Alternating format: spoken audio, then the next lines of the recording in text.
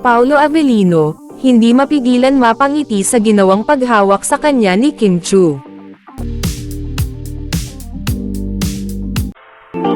Chika Test Today. Gaya ng inaasahan, nag-trending na naman ang Kim Pao, dahil sa announcement sa It's Showtime, ng una nilang movie.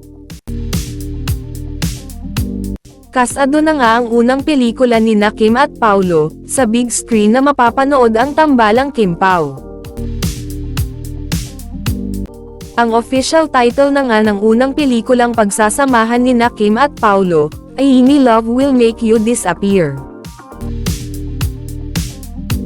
Sa direksyon ni Chad Videnes, na naging direktor nila sa una nilang kilig series na What's Wrong with Secretary Kim.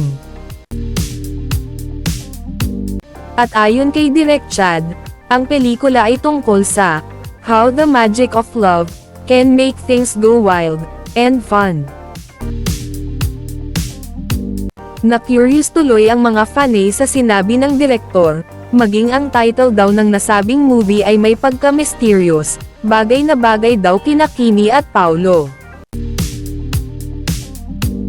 Samantala, sa kanilang opening performance kung saan kinanta nila ang kanta ni TJ Monterde, na Sariling Mundo, habang magkahawak ang kanilang mga kamay, mapapansin ang kakaibang saya at matatamis na titigan nila sa isa't isa, na talaga namang kinakiligan ng husto ng Kim Pao fans. Kapansin-pansin din kung paano humawak si Kimi sa balikat ni Paulo, talagang kapit na kapit. Ayaw nang pakawalan ang aktor, yung tipong kapit ng may karapatan. Grabe naman ang ngiti ni Paulo, tila kinikilig pa, tuwang-tuwa sa ginawa ng kanyang Chanita Princess.